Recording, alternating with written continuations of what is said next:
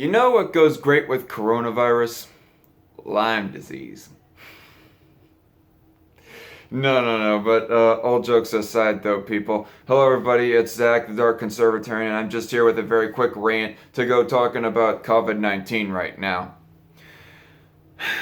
COVID-19, it started off as mostly just a joke, but now, whether or not you think that the virus itself is that serious of an issue, I think it's a serious enough of an issue for more of our elderly folk and people with pre-existing medical conditions to where that I personally am trying to not socialize as much anymore, and I think that younger folks, just for that reasoning alone, should not socialize as much as well. But generally speaking, I don't think that the disease is that big of an issue. Besides those two aspects I mentioned right there, for younger folks particularly, you might have a little bit of a higher chance of dying, just a little bit more than seasonal flu, but not a whole lot. But yes, the virus itself, I'm not that concerned, but it's the whole market effects that COVID-19 is having and all the government policies that people are starting to enforce and get ideas for in light of COVID-19. And I will admit that even the virus itself, but particularly the market effects from people being scared of this virus. Do I blame people for being scared of the virus? Not particularly, no. But people should be more informed about the virus.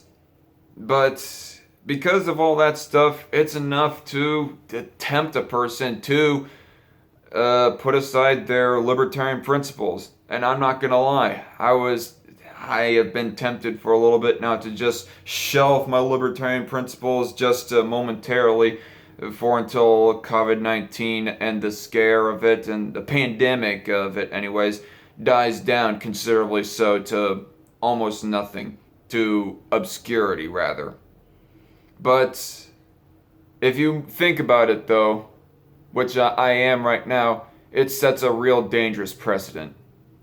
I listened to the press conference that the Trump administration had yesterday talking about, more of the news regarding the coronavirus and what they plan to do about it. And Trump executing executive order to essentially make sure that people are not hoarding.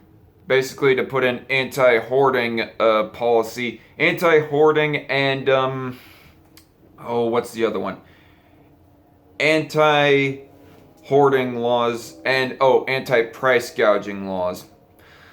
And it sets a real bad precedent, and liberty is really taking a bad beating in light of COVID-19 and what the government wants and looks to do about all this stuff.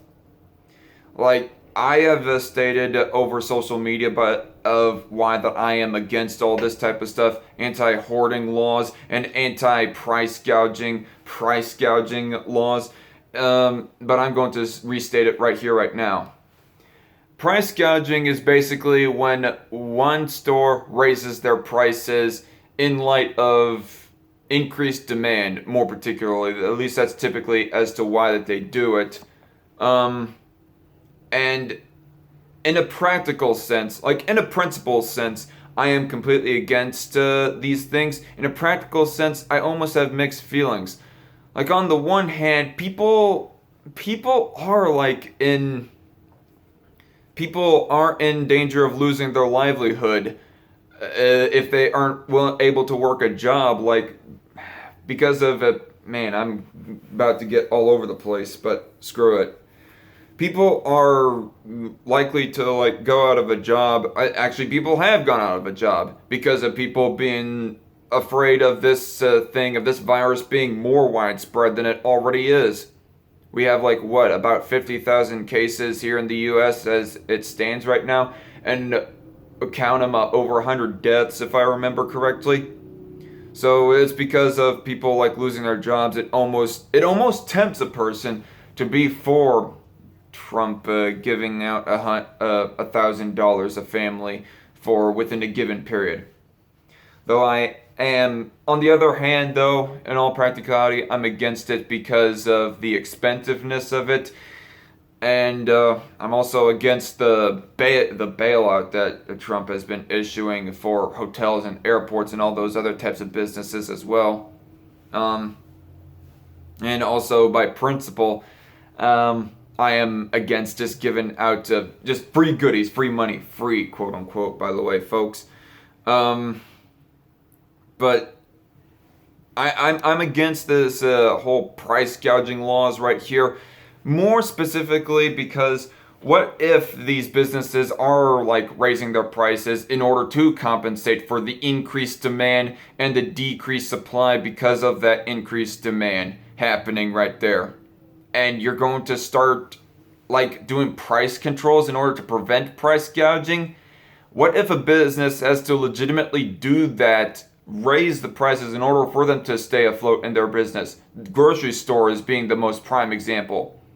And yet the government is going to like forcefully hurt these businesses in that sort of way. Now, obviously, there's going to be like the bigger businesses that will survive, but what about the smaller mom and pop shops that are like struggling, and even focusing on the bigger companies?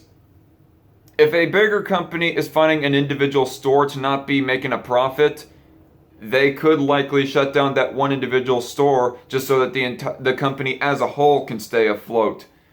Price gouging is just going to incentivize people to think that they might have to take some other drastic measures to compensate, be it shut down or whatever else that you can think of.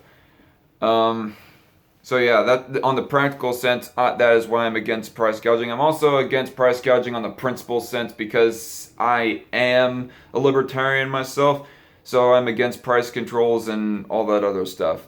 And also as a constitutionalist, I'm against, and generally speaking, executive action by the president, be it Trump or Obama, folks. And in this case, it is by Trump that this is being done. And I'm also against anti-hoarding laws. This, in a way, I probably suspect, I think that this sets an even more dangerous of a precedent. Like, yeah, I think people are being ridiculous with their hoarding. Now, don't get me wrong, folks. I'm not being an apologist for the stores themselves to be, like, raising their prices a crap ton. And I'm not being an apologist for all the hoarders that are, like, buying off the shelves out of stock these stores when it comes to toilet paper, ground beef, or whatnot. I'm not being an apologist for rich upper middle class guy who ends up buying like 20 packs of toilet paper, or 20 pounds of beef, or 20 pounds of rice, or any of that stuff. No, I think they are going over the top. I mean, if they want to really do that, they should like do that more gradually on a daily or weekly basis, more specifically. But so on the practical sense, yes, you're going to like be preventing those people from hoarding all the supplies away from the people that are in dire need of it. But also on the practical sense, what about all the people that are legitimately stockpiling for if things get really nasty, if they suspect that things are going to get really nasty, which they might likely by tomorrow or next week or whatever else have you? Or what if they are a bigger family? What if they are the head of the household of a big family of, say, 6, 8, or 10 kids or something like that? They are going to need to buy the mass amount of supplies on that very one day right there. And the government is just going to come in and say, no, you can't do that. It just sets a really bad precedent. Not just in preventing the anti-hoarders, but all the big families and all the people that are more legitimately, who have legitimate reasoning to be stockpiling. And just above all, not only is it going to be affecting that, but it also sets a bad precedent in the power that we are giving the government in this sort of way. Or not giving the government per se, but letting the government have in this sort of way. And so, surprisingly enough, saddeningly enough, I have like Facebook friends that personal friends, friends over Facebook and whatnot who are rather empathetic towards these types of policies that Trump wants to put in place. It's ridiculous, and seemingly almost implying a sort of a support for these kind of policies in their conversations with me over Facebook and so forth. And to everybody who might be in support of Trump damn well doing this type of stuff, implementing these executive actions that he just proposed possibly doing yesterday, an anti-hoarding policy, an anti-price gouging policy, so forth. Let me ask you this for all of you who are in support of this. Will the government let go of those powers once the pandemic is all well and done said? Ask yourself that question, because I don't know. I am kind of skeptical of whether or not they will.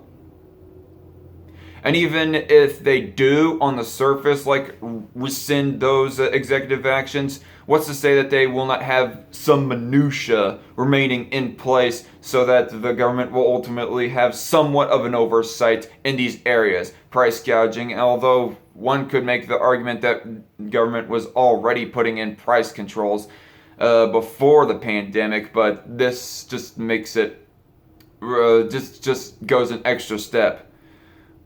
What if the government was to remain some minutia in from those executive actions, remain some of that in place to like have somewhat of an oversight in these areas? Or let's say even if by some possibility that they do rescind the entire executive action once it's done, which that's kind of skeptical, but let me grant the benefit of the doubt that they do. Even just the law being currently in place just sets about a bad precedent. We are getting ourselves step by step, rather exponentially it seems, towards a rather authoritarian regime, it almost seems like right now. And it's scary.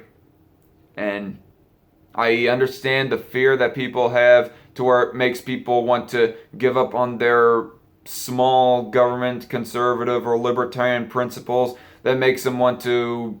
I understand the scare that makes people want to do that, but think about the bad precedent. And there was a quote, I think, that Trump said, something along the lines of, "We cannot have the solution be worse than the problem." And I agree with that. If we want to do so on that, Trump, well then don't be implementing all these Orwellian type policies. I'm the Dark Conservatarian. That's all I have to say for right now. And to all my Christian followers, pray that this incident goes by fast, because this is getting ridiculous. Y'all have a good evening, good night, and God bless.